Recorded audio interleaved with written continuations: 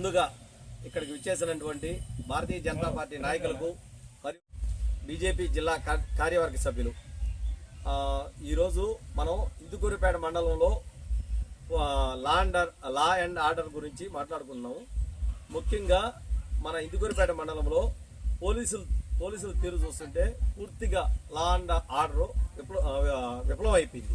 అది ఎందువల్ల అంటే వినాయక చవితి సందర్భంగా ఎంతోమంది వినాయకుడు విగ్రహాలు కానీ ప్రజలు కానీ ఎంతోమంది తండోపతండాలుగా అక్కడికి పోయి సముద్ర స్నానాలకి వెళ్తున్నారు. వాళ్ళలో ఈ మధ్య ఆదివారం రోజు నిన్న ఒక ముగ్గురు యువకులు మనకి సముద్రం ఒడ్డునే ఏదో చిన్న గుంట ఉండిందంట. ఆ గుంటలో పడిపోవడం, అది తీసుకొని వెళ్ళిపోవడం అట్లా జరిగింది.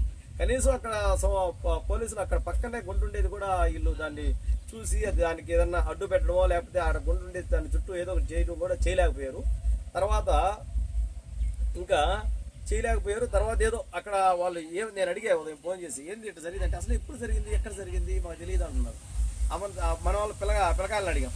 మన మండలంలో ఒక విలేజ్లో జరిగితే వాళ్ళు ఏం చెప్తున్నారు, మేమే తీసుకొచ్చాం, బయటికి తీసుకొచ్చి ఇచ్చేసాము. ఒక అతనేమో హాస్పిటల్లోనే ఉన్నాడు. కాకపోతే దేవుడి దయ వల్ల, భగవంతుడి దయ వల్ల బాగుంది, ఇబ్బంది లేదు, ఈరోజు డిశ్చార్జ్ అయిపోతారు.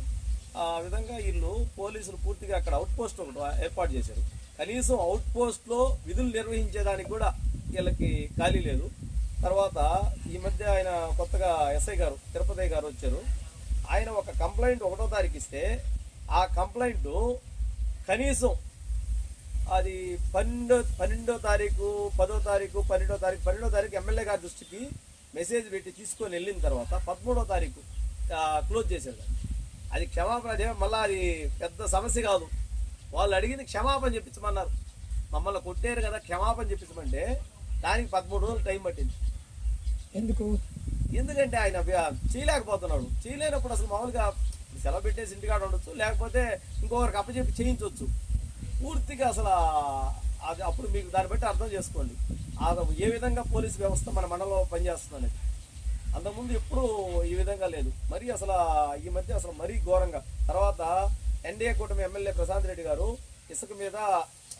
ఇసుక తోలకుండా ఆపడం అవన్నీ కఠినంగా ఉండమని చెప్తుంది. కనీసం దాన్ని ఆపడంలో కూడా వీళ్ళు పూర్తిగా విఫలం అయిపోయారు. ఎవరి పాటుకోళ్ళు యథాచ్ఛగా తోలుతున్నారని ఇన్ఫర్మేషన్ మనకు.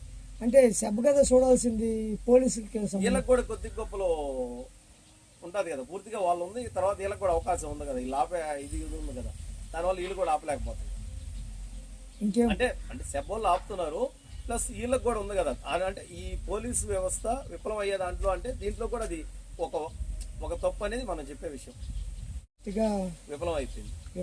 అసలు వాళ్ళు ఏందో అసలు ఒక్కొక్కరు తిరిగి ఇచ్చేయాల్సి వస్తుంది కానీ వాళ్ళు అసలు వాళ్ళకి తెలియటం లేదు ఏందో. ఈ విషయాన్ని ఏంటంటే మనం ఇంకా సిఐ గారికి, మన ఎస్పీ గారికి, తర్వాత మన ఎమ్మెల్యే వేమిరెడ్డి ప్రశాంత్ గారికి కూడా తీసుకొని వెళ్ళి వినతి పత్రం అందిస్తాము.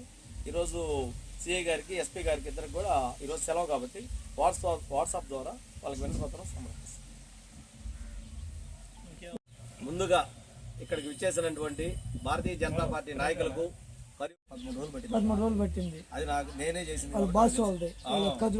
అది ఏం లేదా, క్షమాపణ చెప్పించమంటే 13 రోజులు.